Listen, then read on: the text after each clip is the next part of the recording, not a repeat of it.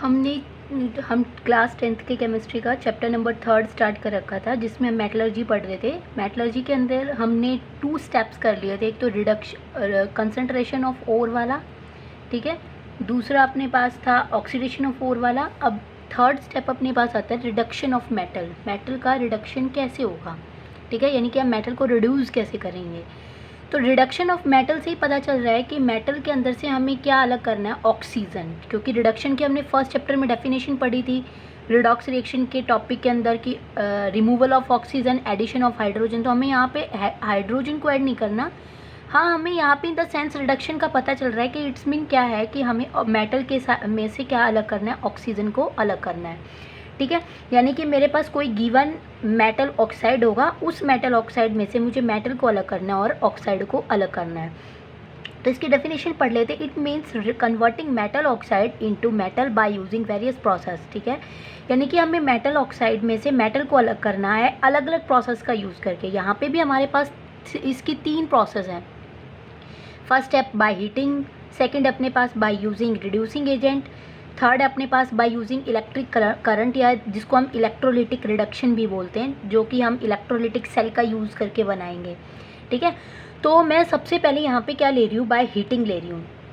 तो in process को करने के लिए मैं अपनी इलेक्ट्रोकेमिकल जो मेरे पास सीरीज़ थी, रिएक्टिविटी सीरीज़, वो मैंने साइड में लिख दी। फर्स्ट चैप्टर में भी आपको बताया था जो डिस्प्लेसमेंट, डबल डिस्प्लेसमेंट जो अपने पास थी रिएक्शन, उसमें यूज़ हो रही थी। तो ये रिएक्टिविटी सीरीज़ हमें सीरीज़ में ही लर्न होनी चाहिए, और इसका मैंने लर्न करने का तरीका आपको फर्स्ट चैप्टर वाली वीडियो में बता दिया था कि केदारनाथ का माली आलू जरा फीके से पकाता है क्योंकि अलग आलू पड़ता है, ठीक है। ये इसका लर्न करने का तरीका है। तो बाय हीटिंग से हम बिल्कुल लीस्ट रिएक्टिव मेटल जो हाइड्रोजन से नीचे की मेटल्स हैं उनको रिड्यूस करते हैं, और इसमें हम क्या करते हैं, हीट करते हैं। क्लियर, यानी कि नाम से पता चल रहा है बाय हीटिंग। बाय हीटिंग से यानी कि हीट करके हम बिल्कुल लीस्ट रिएक्टिव मेटल्स को ही क्या करते हैं, रिड्यूस करते हैं, जो कि मेरे पास हाइड्रोजन से नीचे लाई करती हैं। ये कॉपर से लेकर जो मेरे पास मरकरी तक है। फिर उसके बाद मेरे पास है bye using reducing agent. Reducing agent मतलब मेरे पास यहाँ पे हम मोस्टली रिड्यूसिंग एजेंट लेंगे कार्बन या एल्यूमिनियम, या तो कार्बन लूँगी या फिर मैं एल्यूमिनियम लूँगी, ठीक है। तो रिड्यूसिंग एजेंट का यूज़ करके हम मॉडरेट यानी कि जो मिड में जो हमारे पास मेटल प्रेजेंट हैं उनको हम क्या करते हैं, रिड्यूस करेंगे रिएक्टिविटी सीरीज़ के अंदर, जो कि मेरे पास जिंक से लेके लेड तक है। Hydrogen is not a metal, hydrogen metal नहीं है, तो इसको मैं यहाँ पर इंक्लूड नहीं कर रही। तो जिंक से लेके लेड तक मेरे पास जितनी भी मेटल हैं, ये 4, ये सारी हमारे पास किससे रिड्यूस होंगी, बाय रिड्यूसिंग एजेंट मेथड से। और मेरे पास जो थर्ड है बाय इलेक्ट्रिक करंट, इससे हम इस प्रोसेस का यूज़ हम करेंगे हाईली रिएक्टिव मेटल को रिड्यूस करने के लिए, जो कि मेरे पास पोटाशियम से लेके एल्यूमिनियम तक है। क्लियर। तो ये मेरे पास मैंने पता चल गया कि इन जो अलग अलग ये प्रोसेस है सॉरी कि इन अलग अलग प्रोसेस का यूज़ करके हम किस किस को क्या कर सकते हैं, कौन कौन सी मेटल को रिड्यूस करेंगे। तो अपने पास फर्स्ट ले लेते हैं बाय हीटिंग, ठीक है। रिएक्टिविटी सीरीज से मैंने आपको बता दिया। हीटिंग में मेरे पास आएंगी the method is use for those metals that lie at bottom of reactivity series. ये मेथड उन मेटल्स के लिए यूज़ होता है जो रिएक्टिविटी सीरीज़ में बिल्कुल लास्ट में लाई कर रही हैं। जैसे मेरे पास ले लिया मेटल ऑक्साइड, इसको जब मैं हीट करूँगी तो ये जो मेटल है एम से मैंने डिनोट कर रखा है, जर्नल इक्वेशन ये अपनी मेटल अलग हो जाएगी और ऑक्सीजन अलग हो जाएगी। जैसे मैंने कॉपर ऑक्साइड ले लिया, मरकरी ऑक्साइड ले लिया, ये दोनों मेरे पास लीस्ट रिएक्टिविटी सीरीज़ में लीस्ट रिएक्टिव में आता है, कॉपर और मरकरी। इन दोनों के ऑक्साइड को जब मैं हीट करती हूँ तो कॉपर मरकरी तो अलग हो जाएगा और ऑक्सीजन मेरे पास अलग हो जाएगी, ठीक है। सेकंड अपने पास आता है by reducing agent. By reducing में हमने आपको बताया था मैंने कि कार्बन और एल्यूमिनियम का ही हम यूज़ करते हैं। तो it is mostly carbon aluminium is use for as reducing agent. This method is use for those metals that lie in mid of reactivity series. Mid और या फिर इनको हम मॉडरेट टाइप के मेटल भी बोलते हैं, ठीक है। तो इसको जब हम मेटल ऑक्साइड के ऊपर जब हम कार्बन और एल्यूमिनियम का कोई भी रिड्यूसिंग एजेंट लगाते हैं तो ये मेरे पास मेटल अलग हो जाएगी और ऑक्सीजन अलग हो जाएगी। तो इसके अंदर हमारे पास आई थी जो मिड के अंदर आती है रिएक्टिविटी सीरीज़ में, यानी कि जिंक से लेके लेड तक। इसमें सबसे अच्छा बेस्ट एग्जांपल आयरन का, आयरन ऑक्साइड का जब एल्यूमिनियम के प्रेजेंस में, यानी कि aluminium as a reducing agent के प्रेजेंस में जब हम इसको हीट करते हैं, ठीक है, इसके ऊपर रिएक्शन करवाएंगे रिड्यूसिंग एजेंट की, हीट करेंगे, तो ये आयरन को अलग कर देगा और मेटल ऑक्साइड जो है वो अलग हो जाएगी, यानी कि एल्यूमिनियम ऑक्साइड यहाँ पे अलग हो जाएगी। और इस रिएक्शन को हम बोलते हैं थर्माइट रिएक्शन, जो कि एग्ज़ाम में आ सकती है, इसके चांसेस हैं, ठीक है। और इसका हम यूज़ करते हैं जो अपने रेलवे ट्रैक होते हैं उसके अंदर, उस पर जो रेल्स जिस पे चलती है ट्रैक जो होता है उसको जोड़ने के लिए, कि मेरे पास 2 रेलवे ट्रैक हैं, उनको जब मैं आपस में जोड़ रही हूँ, 2 पटरियों को जोड़ रही हूँ, तो लोहे की होती हैं, तो उनको जोड़ने के लिए हम क्या करते हैं, एल्यूमिनियम की बेंडिंग करते हैं, ठीक है। जब इसके ऊपर बेंडिंग करेंगे एल्यूमिनियम मेटल का यूज़ करके, तो दोनों जो है वो लोहे की बनी, इनके ऊपर ऑक्साइड होंगे आयरन के, यानी कि मेटल ऑक्साइड होगा, आयरन ऑक्साइड होगा।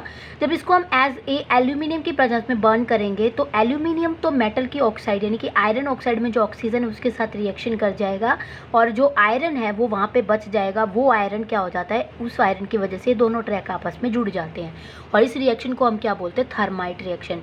यानी कि जब आयरन ऑक्साइड को जब एल्यूमिनियम की प्रेजेंस में हीट करेंगे, यानी कि इस रिड्यूसिंग एजेंट की प्रेजेंस में हीट करते हैं, तो ये जो एल्यूमिनियम है देखो, ये ऑक्सीजन के साथ क्या हो जाएगा, डिस्प्लेस कर देगा, आइस के आयंस को डिस्प्लेस कर देगा और एल्यूमिनियम ऑक्साइड बना देगा, और बच जाएगा सिर्फ हमारे पास क्या, आयरन।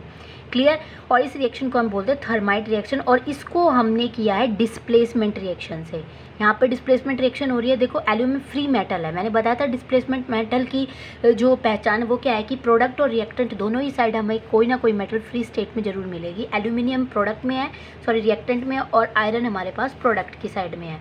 तो अब अपने पास नेक्स्ट आता है इलेक्ट्रोलिसिस, जिसको हम बाय इलेक्ट्रिक करंट से भी कह सकते हैं, बाय यूजिंग इलेक्ट्रिक करंट। जो थर्ड अपने पास मेथड था उसको मैं इलेक्ट्रोलिसिस मेथड भी बोल रही हूँ, यानी कि इलेक्ट्रोलिटिक रिडक्शन। इसके अंदर हम इलेक्ट्रिक सेल का यूज़ करते हैं। तो इलेक्ट्रोलिसिस को मैं अगर बता दूं, तो इलेक्ट्रोलिसिस को अगर मैं बीच में से तोड़ूं, तो इलेक्ट्रो रिप्रेजेंट कर रहा है इलेक्ट्रिसिटी को, और लिसिस रिप्रेजेंट कर रहा है ब्रेकडाउन को। यानी कि इलेक्ट्रिसिटी का यूज़ करके जब हम किसी भी सॉल्यूशन को, किसी भी ऐसे सॉल्यूशन को जो आयंस के अंदर ब्रेक डाउन हो जाए, यानी कि हमें ऐसा सॉल्यूशन लेना है, यानी कि इलेक्ट्रिसिटी का यूज़ करके हमें सॉल्यूशन को आयंस में क्या करना है, डिसोसिएट करना है, तोड़ना है, उसको हम क्या बोलते हैं, इलेक्ट्रोलिसिस बोलते हैं। This method is use for elements that occur on the top of the reactivity series, यानी कि हाईली रिएक्टिव मेटल्स के लिए इनका यूज़ किया जाता है। तो इसमें हम क्या लेते हैं, जब मैं इसको लूँगी तो मैं पहले इसको डायग्राम से बता देती हूँ कि मेरे पास एक मैंने क्या ले लिया, कंटेनर ले लिया। इस कंटेनर में मेरे पास 2 इलेक्ट्रोड्स हैं, ये जो आपको दिखाई दे रही है ना प्लेट सी, ये इलेक्ट्रोड्स हैं। क्लियर। और इसको मैंने बैटरी के साथ कनेक्ट कर दिया, पॉजिटिव नेगेटिव के साथ, यानी कि कैथोड है, नेगेटिव पॉजिटिव के साथ, मीन्स ये एनोड है यहाँ पे हमारे पास। ये जो कंटेनर है इसके अंदर हमें कोई भी ऐसा इलेक्ट्रोलाइट लेना है जो आयंस में डिसोसिएट हो जाए। अब मेरे पास यहाँ पे ना 2 वर्ड्स अराइज होके आए, एक तो आया इलेक्ट्रोलाइट और एक आई है इलेक्ट्रोड। अब इलेक्ट्रोड और इलेक्ट्रोलाइट्स क्या होते हैं, इलेक्ट्रोलाइट्स पहले बता देती हूँ। इलेक्ट्रोलाइट एक ऐसा सॉल्यूशन होता है जिसके अंदर से इलेक्ट्रिसिटी को जब हम पास करते हैं तो वो कम्प्लीटली आयंस में डिसोसिएट हो जाता है। अगर वो कम्प्लीटली आयंस में डिसोसिएट होता है that is called strong electrolyte, और अगर वो कम्प्लीटली आयंस में डिसोसिएट नहीं होता दैन दैट इज़ कॉल्ड अपने पास वीक इलेक्ट्रोलाइट कहलाएगा वो। तो मैं यहाँ पे इलेक्ट्रोलाइट मैंने आपको बता दिया कि इलेक्ट्रोलाइट एक ऐसा सॉल्यूशन होता है जिसके अंदर से इलेक्ट्रिसिटी को जैसे ही हम पास करवाएंगे इलेक्ट्रिसिटी को, तो वो आयंस के अंदर क्या हो जाएगा, डिसोसिएट हो जाएगा। क्लियर। अब अपने पास सेकंड आती है डेफिनेशन, इलेक्ट्रोड्स क्या होती हैं। ठीक है, इलेक्ट्रोड्स को मैं अगर बीच में से तोड़ दूँ तो इलेक्ट मीन्स इलेक्ट्रिसिटी, रोड मतलब एक ऐसी छड़ी, यानी कि वो रोड जो इलेक्ट्रिसिटी को पास करवाने में हेल्पफुल हो, उसको हम क्या बोलते हैं, इलेक्ट्रोड बोलते हैं। फॉर एग्जांपल छोड़ो, मैं इसको एक सिंपल सा डेली यूज़ का एग्जांपल लेके बताती हूँ। मान लिया मेरे पास ये कोई भी मेटल की स्टिक है, ठीक है, मैं नॉर्मल ले लेती हूँ आयरन या कॉपर, जिसकी भी मैं लूँगी। मान लिया मैंने आयरन की ले ली, ये स्टिक है, छड़ी है कोई भी आयरन की, अगर वो मेरे पास इस इलेक्ट्रोलिटिक सेल से बाहर है then this is simple a stick, एक आयरन स्टिक, ये सिर्फ एक क्या होगी, स्टिक होगी। लेकिन जैसे ही इसको मैं उठा के इस सेल के अंदर लगा दूं और इस सेल को मैं, यानी कि इस इलेक्ट्रोड को फिर मैं बैटरी के साथ कनेक्ट कर दूं, ठीक है, जैसे ही बैटरी के साथ कनेक्ट करूंगी तो जो करंट है वो पास होना स्टार्ट हो जाएगा और इलेक्ट्रोलाइट ब्रेकअप आइंस के अंदर टूटने शुरू हो जाएंगे, तब ये जो इलेक्ट्रोड है ये काम कर रही है, यानी कि जो स्टिक थी वो एज ए इलेक्ट्रोड की तरह काम करेगी, यानी कि करंट को पास करवाने के लिए हेल्पफुल होगी, फ्लो करवाने के लिए हेल्पफुल होगी। और अब वो एक स्टिक नहीं रही, वो क्या बन चुकी है, इलेक्ट्रोड। मीन्स मैं ये बोल सकती हूँ कि इलेक्ट्रोड एक ऐसी रोड होती है जो इलेक्ट्रिसिटी को हमारे एक्वा सॉल्यूशन में से पास करवाने के लिए हेल्पफुल होती है, ठीक है, यानी कि आइंस को ट्रांसफ़र करेगी, इलेक्ट्रॉन्स को ट्रांसफ़र करेगी, तो उसको हम क्या बोलते हैं, इलेक्ट्रोड्स बोलते हैं। अब मेरे पास इलेक्ट्रोलिसिस की डेफिनेशन आती है कि the process in which electrolyte dissociate into ions when the current is pass through it. वो प्रोसेस जिससे हम क्या करते हैं, जिसमें हम करंट को किसी भी इलेक्ट्रोलाइट सॉल्यूशन के अंदर पास करवाएं और वो इलेक्ट्रोलाइट सॉल्यूशन डिसोसिएट हो जाए आइंस के अंदर, तो उस प्रोसेस को हम क्या बोलते हैं, इलेक्ट्रोलिसिस बोलते हैं। और वो सब्सटेंस जो डिसोसिएट हो चुका है आइंस के अंदर, उस प्रोसेस को, सब्सटेंस को हम क्या बोलेंगे, इलेक्ट्रोलाइट बोलेंगे। क्लियर, ये तो थी अपने पास डेफिनेशन। अब ये वर्क कैसे करता है, यानी कि इसके ऊपर हाईली रिएक्टिव मेटल कैसे वर्क करेंगे। हम यहाँ पे क्या लेंगे, किसी भी हाईली रिएक्टिव मेटल का मैं क्या ले लूँगी, सॉल्यूशन ले लूँगी। यहाँ पे मैंने कोई भी एक्वा सॉल्यूशन ले लिया किसी भी हाईली रिएक्टिव मेटल का, ठीक है। जैसे मैं मान लिया यहाँ पे ले लेती हूँ सोडियम क्लोराइड NaCl। इसका जब मैं इसके अंदर डालूँगी, इसको जब मैं इसके अंदर डालूँगी सॉल्यूशन को, एक्वा सॉल्यूशन को, तो एक तो मैंने ले ली मेटल की, कोई भी 2 इलेक्ट्रोड ले ली किसी भी मेटल की। इसको जब मैं इसके अंदर से डाल दूँगी एक्वा सॉल्यूशन बना के NaCl का, और इलेक्ट्रिसिटी को जब इसके अंदर से पास करवा दूँगी, तो NaCl, देखो NaCl टूट जाएगा Na पॉजिटिव में और Cl नेगेटिव के अंदर, ठीक है। अब मैं क्या करूं, मेरे पास जो Na पॉजिटिव है, यानी कि जो ये सोडियम पॉजिटिव है, इसने इसके ऊपर पॉजिटिव चार्ज कब आया, जब इसने क्या किया, एक इलेक्ट्रॉन को लॉस कर दिया, यानी कि एक इलेक्ट्रॉन को इसने क्या कर दिया, लॉस कर दिया, तब ये क्या बन गया, करंट बन गया, ठीक है। यानी कि एक इलेक्ट्रॉन को लॉस करने के बाद इसके ऊपर पॉजिटिव चार्ज आ गया। तो सोडियम के ऊपर तो क्या हो रहा है, Na पॉजिटिव है, यानी कि पॉजिटिव किस पे जाकर डिपॉजिट होंगे, एनोड के ऊपर, और जो क्लोरीन है वो किसके ऊपर जाकर डिपॉजिट होगी, कैथोड के ऊपर, क्योंकि इसके ऊपर कैसा है, पॉजिटिव, और क्लोरीन पे कैसा है, नेगेटिव। इस तरह से करंट क्या होगा, फ्लो करना स्टार्ट कर जाएगा, इसके ऊपर फ्री इलेक्ट्रॉन्स आ जाएंगे, क्योंकि सोडियम ने यहाँ पे इलेक्ट्रॉन्स को क्या कर दिया, लूज़ कर दिया। एक सोडियम एक इलेक्ट्रॉन को लूज़ करेगा तो पता नहीं इस सॉल्यूशन के अंदर कितने सोडियम प्रेजेंट है, तो हर सोडियम इलेक्ट्रॉन्स को लूज़ करेंगे, जैसे ही करंट फ्लो पास होना स्टार्ट हो जाएगा, तो सेम ऐसे ही इलेक्ट्रॉन्स अपोजिट डायरेक्शन में रिवॉल्व करना स्टार्ट कर देंगे, और इससे हमारे पास सोडियम जो मेटल है वो अलग हो जाएगी, और क्लोरीन है वो अलग हो जाएगी, ठीक है। तो इस प्रोसेस से हम क्या करते हैं, इलेक्ट्रोलिसिस प्रोसेस से अपनी मेटल को क्या कर सकते हैं, प्योर कर सकते हैं। अब अपने पास नेक्स्ट आता है स्टेप, जिसको हम क्या बोलेंगे, रिफाइनिंग स्टेप, ठीक है। रिफाइनिंग ऑफ मेटल, 4 स्टेप है अपने पास। रिफाइनिंग ऑफ मेटल, यानी कि मेरे पास मेटल मिल चुकी है, हमने अलग अलग पहले 3 स्टेप्स का यूज़ करके मेटल को अलग कर दिया है, उसके अंदर से हैलाइड्स या सल्फाइड्स या फिर ऑक्साइड टाइप्स के जो ओर्स थे उसको हमने अलग कर दिया है, मेटल मेरे पास अलग हो चुकी है।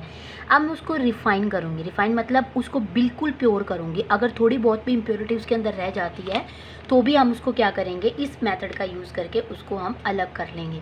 तो जिसको भी करने के लिए मेरे पास है ना, जो अपने पास इलेक्ट्रोलिसिस वाला जो हमने सेटअप बनाया था, सेम वैसा ही सेटअप बनाना है। दोनों में डिफरेंस क्या है, उसके अंदर तो हमने इलेक्ट्रोड्स ली थी ना, वो कोई भी दूसरे मेटल की हम ले सकते हैं सॉल्यूशन के अलावा, यानी कि जो सॉल्यूशन में हमारे पास मेटल थी, सोडियम क्लोराइड था मेरे पास, तो मैंने इलेक्ट्रोड्स यहाँ पे दूसरे किसी मेटल की यूज़ की थी, ठीक है।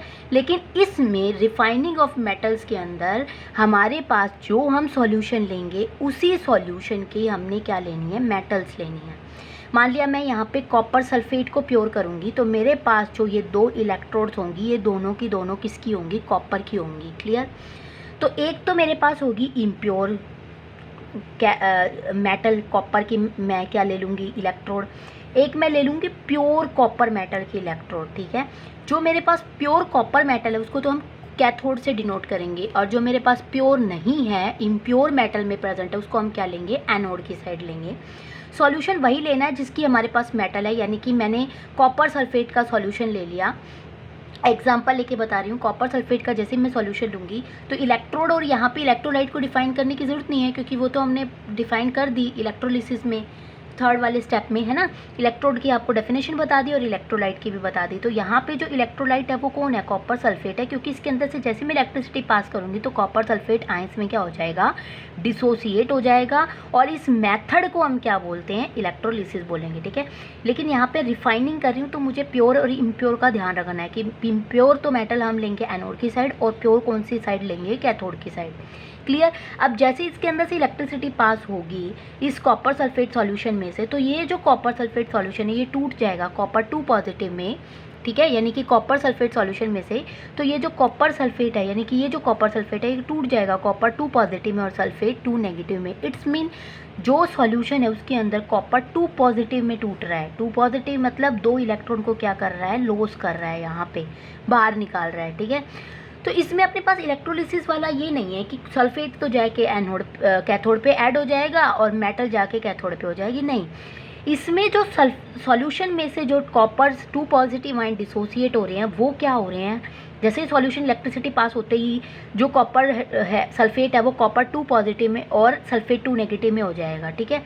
सल्फेट तो हमारे पास सॉल्यूशन में ही रहेगा, लेकिन जो कॉपर 2 पॉजिटिव आयन है वो इस सॉल्यूशन में जाके, यानी कि जो अपने पास एक्वा सॉल्यूशन है उसमें से जाके हमारे पास ऐड होके और इस इम्प्योर मेटल पे जाके लग जाएगा। और जो इम्प्योर मेटल पे जो कॉपर है, ये जो कॉपर है वो डिसोसिएट होना स्टार्ट हो जाएगी, यानी कि टूटना स्टार्ट हो जाएगी। ये इम्प्योर मेटल कॉपर 2 पॉजिटिव और 2 इलेक्ट्रॉन के अंदर टूटना स्टार्ट हो जाएगी। अब ये जो कॉपर 2 पॉजिटिव आयंस है ये प्योर मेटल यानी कि कैथोड की तरफ जाके ऐड होना स्टार्ट हो जाएंगे। अब आप ये कहोगे कि मैम कैथोड पे तो पॉजिटिव चार्ज है और हमने यहाँ पे भी कॉपर पे भी हमारे पास 2 पॉजिटिव चार्ज है, तो पॉजिटिव चार्ज तो डिसोसिएट हो नहीं सकते ना। तो देखो इसमें हमारे पास क्या आता है, एक वर्ड लर्न रखना है यहाँ पे, लोन, LOAN, लोन, ठीक है, लोन। तो लोन आपको पता है वर्ड का मतलब क्या होगा मेरे पास, लोन का कि उधार लेना, ठीक है, होता है ना। तो यहाँ पे मुझे उधार नहीं लेना, इसके मैं अब मीनिंग बना दूंगी। लोन के हर एक अल्फ़ाबेट का मुझे मीनिंग बनाना है यहाँ पे कि मैं इसको कैसे डिनोट करूँ। लोन में L रिप्रेजेंट करता है लेफ्ट साइड में, O रिप्रेजेंट करता है ऑक्सीडेशन को, A रिप्रेजेंट कर रहा है एनोड पे और N रिप्रेजेंट कर रहा है नेगेटिव चार्ज को। इट्स मीन लेफ्ट साइड पे ऑक्सीडेशन प्रोसेस होगी और ऑक्सीडेशन कौन से पे होगी, एनोड पे होगी, यानी कि लेफ्ट साइड में एनोड है, एनोड पे क्या होगी, ऑक्सीडेशन प्रोसेस, और एनोड पे क्या होता है, नेगेटिव चार्ज होगा। अब ऑक्सीडेशन प्रोसेस में तो मेरे पास कॉपर क्या होता है, ऑक्सीडेशन, लॉस ऑफ इलेक्ट्रॉन होता है। फर्स्ट चैप्टर में पढ़ा है हमने, बताया था आपको रिडॉक्स रिएक्शन में ऑक्सीडेशन की डेफिनेशन कि लॉस ऑफ इलेक्ट्रॉन, यानी कि यहाँ पे जो कॉपर थी इम्प्योर ये इलेक्ट्रॉन को लॉस कर रही है, 2 इलेक्ट्रॉन को इसने लॉस कर दिया। हर एक कॉपर 2 पॉजिटिव चार्ज पे कंटेन हो रही है, 2 पॉजिटिव मतलब 2 इलेक्ट्रॉन को इसने लॉस कर दिया। अब ये जो 2 इलेक्ट्रॉन ये लॉस कर रही है यानी कि इस पे तो ऑक्सीडेशन हुई ना। अब ऑक्सीडेशन हुई तो रिडक्शन किस पे होगा, कॉपर पे होगा ना। तो रिडक्शन मतलब ये जो प्योर मेटल है ये इलेक्ट्रॉन लेके इस कॉपर 2 पॉजिटिव को, यानी कि 2 इलेक्ट्रॉन लेके इस कॉपर 2 पॉजिटिव को कॉपर में कन्वर्ट कर रहा है, ठीक है। यानी कि अगर ऑक्सीडेशन हो रहा है हमारे पास लेफ्ट साइड में तो राइट साइड में क्या होगा, रिडक्शन होगा। क्यों, इसका अपोजिट कर लो, लेफ्ट का क्या होगा, R, राइट। ऑक्सीडेशन का क्या होगा, रिडक्शन। एनोड का क्या होगा, कैथोड, और नेगेटिव का अपोजिट क्या होगा, पॉजिटिव। यानी कि राइट साइड में रिडक्शन होता है, किस पे होता है, कैथोड पे होगा, और कैथोड पे कैसा चार्ज होता है, पॉजिटिव चार्ज होता है, ठीक है। यहाँ पे तो इसने क्या किया, लूज कर दिया इलेक्ट्रॉन, यानी कि ऑक्सीडेशन हो गई। अब ये जो प्योर मेटल थी ये क्या करेगी, ये जो 2 पॉजिटिव आयंस के ऊपर डिपोजिट होंगे, ये जो 2 पॉजिटिव आयंस हैं ये एक्वस सॉल्यूशन में जो सल्फेट ने यहाँ पे जो कॉपर सल्फेट ने इस केस में जो 2 इलेक्ट्रॉन्स यहाँ पे लॉस किए उन 2 इलेक्ट्रॉन्स को गेन कर लेगी और गेन करके कॉपर 2 पॉजिटिव जो यहाँ पे कॉपर 2 पॉजिटिव इसको किस में कन्वर्ट कर देगी, कॉपर में, और ये प्योर मेटल की फॉर्म में इसके ऊपर डिपॉजिट होना स्टार्ट कर देगा। अब यहाँ से तो कॉपर टूट रहा है, निकल रहा है, और यहाँ पे कॉपर क्या हो रहा है, ऐड हो रहा है, ठीक है। अगर यहाँ से कॉपर निकल रहा है तो ये तो इलेक्ट्रोड क्या हो जाएगी, घटती चली जाएगी, यानी कि थिन होती चली जाएगी। अगर इस पे डिपॉजिट हो रहा है तो ये क्या होती चली जाएगी, थिक होती चली जाएगी, ठीक है। और मेरे पास जो इम्प्योरिटी बचती है उसको हम वो कहाँ पे इकट्ठी होंगी, वो एनोड के नीचे इकट्ठी हो जाएंगी, यहाँ पे इधर, ठीक है। और इस इम्प्योरिटी को हम एनोड के नीचे इकट्ठी होने की वजह से इस इम्प्योरिटी को हम एनोड मड भी बोलते हैं, क्लियर। तो अब इसके स्टेप पढ़ लेते हैं। तो रिफाइनिंग ऑफ मेटल में मेरे पास क्या था, फर्स्ट स्टेप कि when current pass through it impure metal dissolve into electrolyte, जो इम्प्योर मेटल है वो इलेक्ट्रोलाइट में डिजॉल्व होना स्टार्ट कर देती है, ठीक है। फिर है N equivalent amount of pure metal जो है from solution deposit at cathode, जो इक्विवेलेंट अमाउंट में जो प्योर मेटल है सॉल्यूशन में से वो कैथोड पे डिपॉजिट होना स्टार्ट हो जाएगा, क्योंकि टू नेगेटिव आयंस जो लॉस हुए उसको लेके दोबारा से कॉपर के अंदर क्या हो जाएगी, कन्वर्ट, ठीक है, रिडक्शन हो जाएगा। The insoluble impurity settle down at the bottom of anode and it is called anode mud. जो insoluble impurity है वो एनोड के नीचे जाके इकट्ठी होना स्टार्ट हो जाएगी और उसको हम क्या बोलेंगे, एनोड मड बोलेंगे। क्लियर, ये था अपने पास रिफाइनिंग ऑफ मेटल। अब अपने पास नेक्स्ट टॉपिक आता है केमिकल बॉन्डिंग क्या होती है। केमिकल बॉन्डिंग नाम से पता चल रहा है, केमिकल बॉन्डिंग यानी कि इसमें क्या करें, केमिकल रिएक्शन होती है और क्या बना देते हैं, बॉन्ड बना देता है। तो बॉन्ड अपने पास क्या होता है, the force of attraction between two atoms, यानी कि force of attraction present between two atoms, दो एटम्स के बीच में जो फोर्स ऑफ अट्रैक्शन प्रेजेंट होता है उसको हम क्या बोलते हैं, बॉन्ड बोलते हैं। ये क्यों होता है, the atoms combined with one another to achieve noble gases, इसलिए होता है। इसका एग्जाम्पल लेके देखते हैं। जैसे मैंने क्या ले लिया, मैंने सोडियम क्लोराइड ले लिया NaCl, तो यहाँ पे मैं एग्जांपल लेके चल रही हूँ। जैसे मैंने सोडियम क्लोराइड ले लिया, मुझे इसके अंदर आपको बॉन्ड शो करना है, ठीक है, फोर्स ऑफ अट्रैक्शन शो करनी है। तो मैं इस सोडियम क्लोराइड को आपस में तोड़ देती हूँ, ठीक है, यानी कि मेरे पास सोडियम अलग है और क्लोरीन अलग है। आपको मैं ये बताती हूँ कि इसने बॉन्ड बनाया कैसे। क्लियर, तो सोडियम के आपको पता है एटॉमिक नंबर कितना होता है, 11, और क्लोरीन का कितना होता है, 17, ठीक है। तो इसको अगर मैं इलेक्ट्रॉनिक कॉन्फ़िगरेशन इसकी करूँ तो 2, 8 और क्या हो गया 1,